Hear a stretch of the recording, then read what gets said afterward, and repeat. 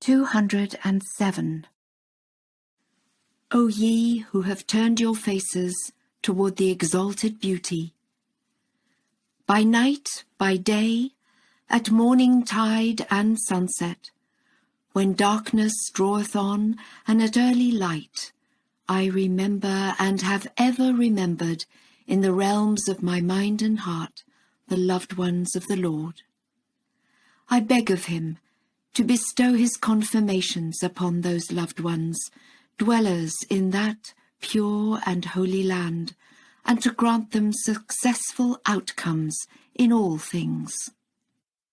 That in their character, their behaviour, their words, their way of life, in all they are and do, he will make them to achieve distinction among men. That he will gather them into the world community, their hearts filled with ecstasy and fervour and yearning love, with knowledge and certitude, with steadfastness and unity, their faces beauteous and bright. O ye beloved of the Lord, this day is the day of union, the day of the ingathering of all mankind. Verily, God loveth those who, as though they were a solid wall, do battle for his cause in serried lines. Note that he saith in serried lines, meaning crowded and pressed together, one locked to the next, each supporting his fellows.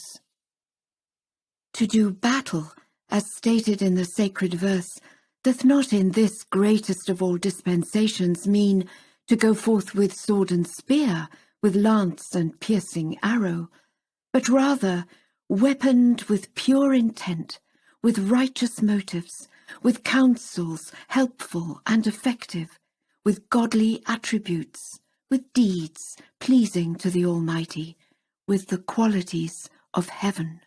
It signifieth education for all mankind, guidance for all men, the spreading far and wide of the sweet savours of the Spirit, the promulgation of God's proofs, the setting forth of arguments conclusive and divine, the doing of charitable deeds. Whensoever holy souls drawing on the powers of heaven shall arise with such qualities of the Spirit, and march in unison rank on rank, every one of those souls will be even as 1,000, and the surging waves of that mighty ocean will be even as the battalions of the concourse on high. What a blessing that will be when all shall come together, even as once separate torrents, rivers and streams, running brooks and single drops, when collected together in one place, will form a mighty sea. And to such a degree will the inherent unity of all prevail, that the traditions, rules, customs and distinctions in the fanciful life of these populations will be effaced and vanish away like isolated drops, once the great sea of oneness doth leap and surge and roll.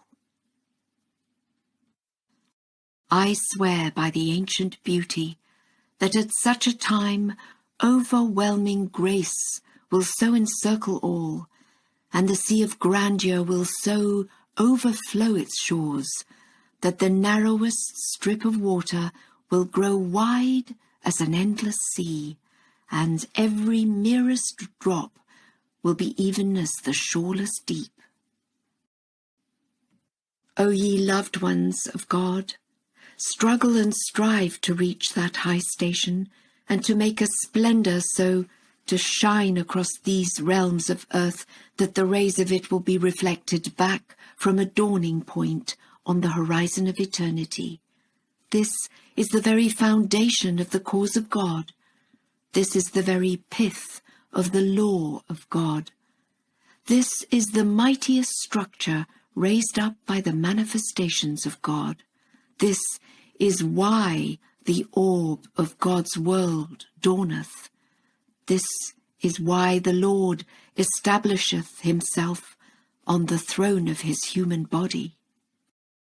O ye loved ones of God, see how the Exalted One, may the souls of all on earth be a ransom for him, for this high purpose made his blessed heart the target for affliction's spears, and because the real intent of the ancient beauty, for him may the souls of the concourse on high be offered up, was to win this same supernal goal, the Exalted One bared his holy breast for a target to a myriad bullets fired by the people of malice and hate, and with utter meekness died the martyr's death.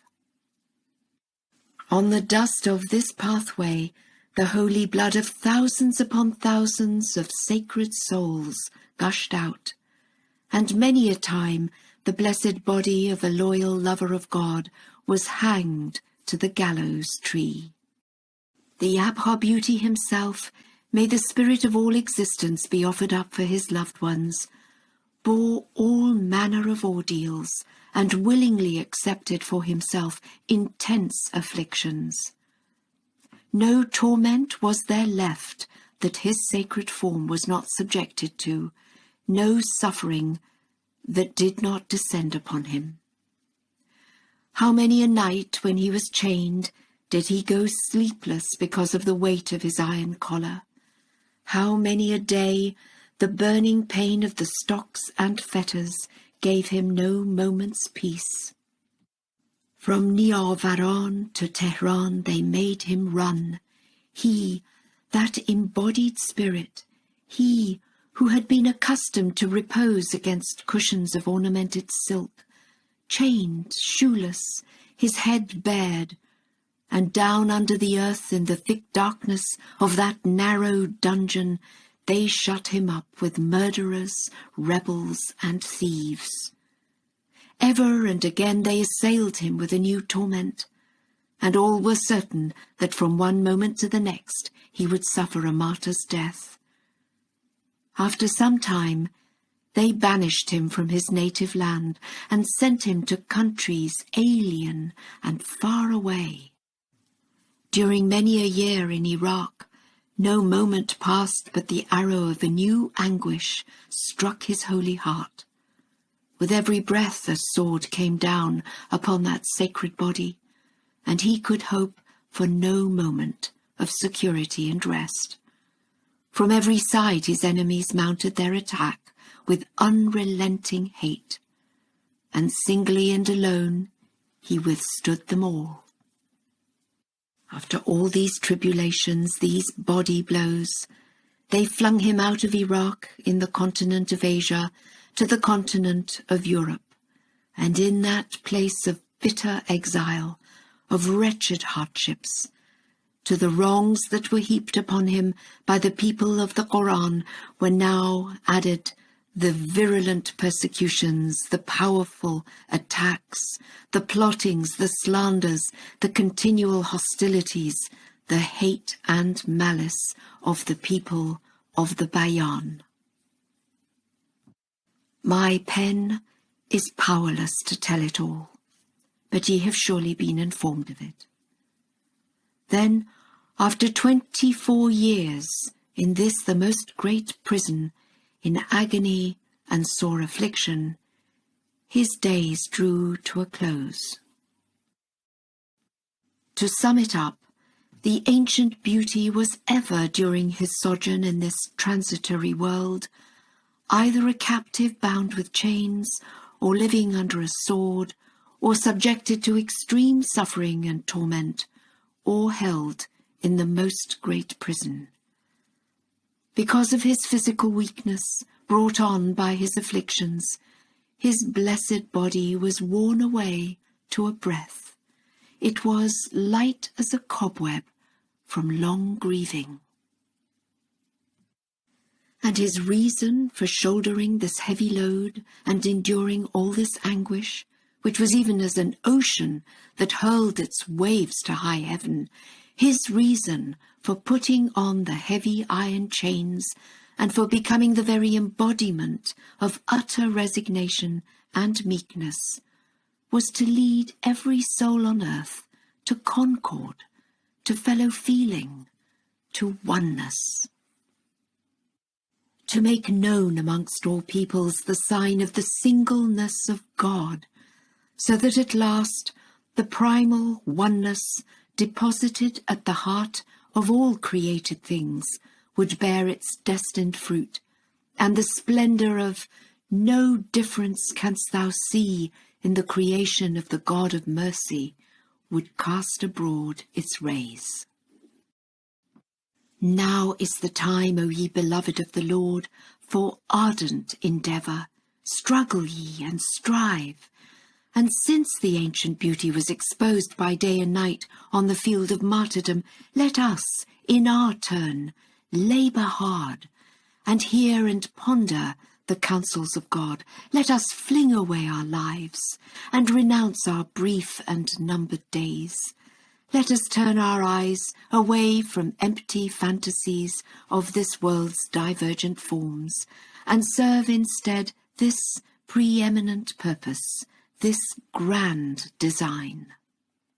Let us not, because of our own imaginings, cut down this tree that the hand of heavenly grace hath planted.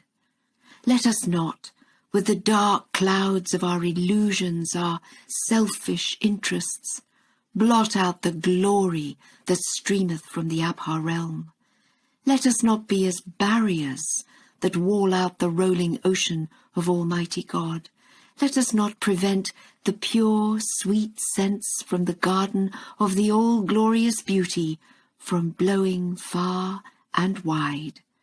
Let us not, on this day of reunion, shut out the vernal downpour of blessings from on high. Let us not consent that the splendours of the Sun of Truth should ever fade and disappear. These are the admonitions of God, as set forth in his holy books, his scriptures, his tablets, that tell out his counsellings to the sincere. The glory rest upon you, and God's mercy, and God's blessings.